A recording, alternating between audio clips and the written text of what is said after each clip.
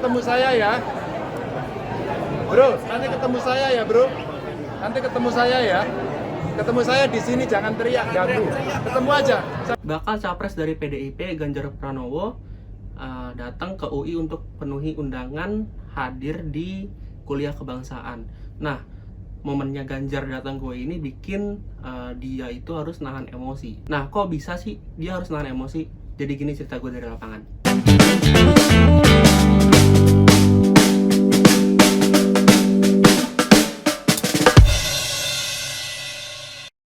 Jadi di hari Senin 8 September 2023, gue lagi liputan di Universitas Indonesia.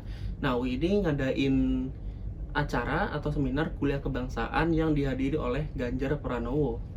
Halo sobat kompas.com, gue sekarang lagi ada di Balai Purnomo Prawiro UI. Nah, hari ini Visip UI ngadain seminar kuliah kebangsaan yang dihadiri oleh ex-gubernur Jawa Tengah Ganjar Pranowo yang juga sekarang jadi bakal calon presiden dari PDIP. Ya, gue datang sekitar jam 8, registrasi media dan juga nunggu Ganjar datang. Baru sekitar jam 9 pagi, Ganjar itu masuk ke ruang seminar dan ya disambut meriah gitu sama mahasiswa UI. Sambutan meriah itu menurut gue kayak lu ketemu artis gitu, jadi banyak fansnya gitu.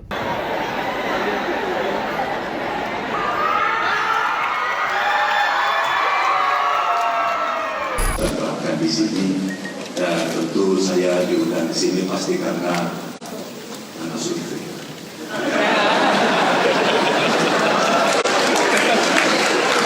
Saya tidak terlalu yakin kalau saya tidak ada di survei yang mengundang saya.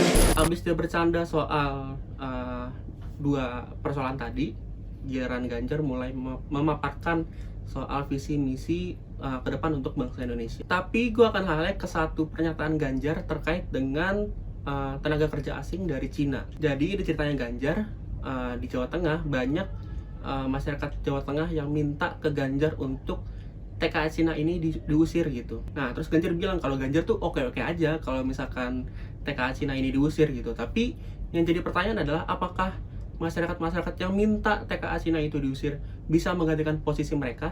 Ya, jangan teriak-teriak ya. Itu banyak pegawai Cina diusir, Pak. Pengalaman di Jawa Tengah dulu gitu. Ya udah kita usir aja besok pagi. Tapi kamu bisa gantinya. Kalau saya bicara belak-belakan. Ya, ada yang bicara. Oh iya ya, nanti kita akan bicarakan sesuai.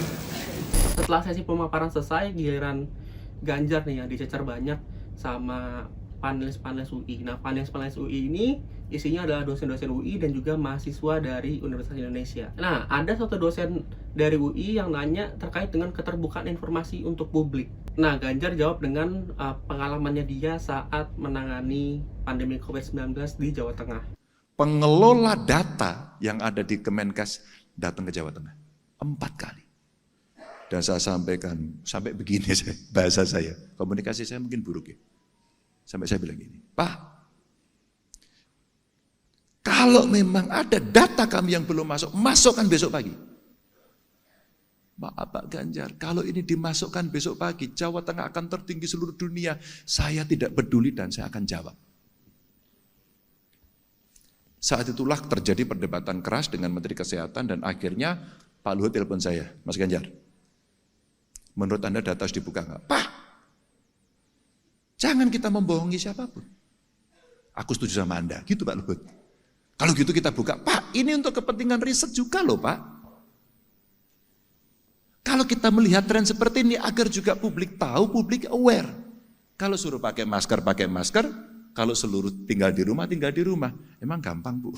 Nah, setelah sesi panelis selesai, giliran Ganjar dicecar oleh mahasiswa-mahasiswa UI nih. Tapi gue akan highlight ke satu mahasiswa UI namanya Noval. Dia tuh tanya ke Ganjar soal deklarasi capres Ganjar. Nah, Noval tuh bilang kalau misalkan Ganjar ini dideklarasiin capres oleh Megawati Soekarno Putri sebagai ketua umum PDIP.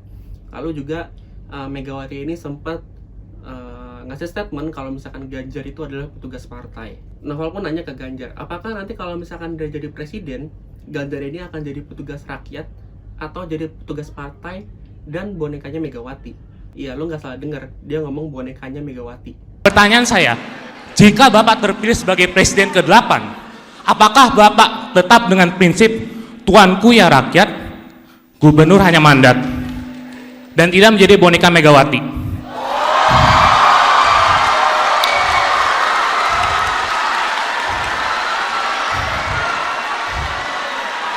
Saja Anda nggak perlu takut soal petugas partai atau tidak. Noval, 10 tahun lah saya. Tapi kalau saya boleh cerita terbuka karena ada di media. Itu ada anggota DPR RI itu, Putra Nababan namanya. Dia kebetulan saja dia pengen nonton, dia kuliah di sini juga, jadi boleh dong ya orang UI nonton. Kalau Anda googling, Noval, kalau Anda googling di media, sebelum saya dicalonkan, yang mukulin saya siapa? Kamu nggak ngikuti pasti ya.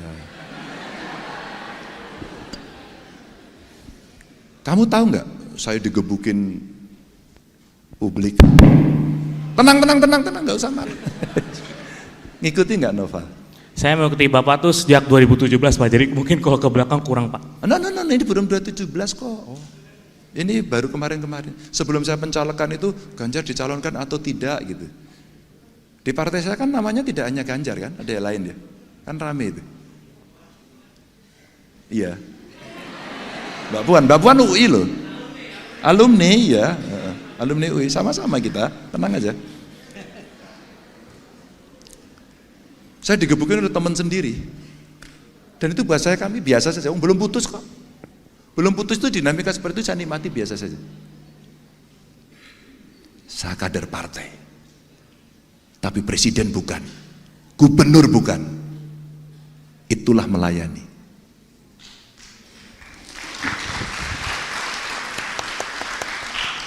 Oke ya. Jadi kita bisa membedakan ketika kita sudah berada di jabatan, apa yang kita lakukan. Maka kalau Anda riset tentang saya, apa yang saya lakukan, adakah kemudian saya hanya berpihak pada partai saya? Mungkin nyaris Anda tidak akan menemukan itu.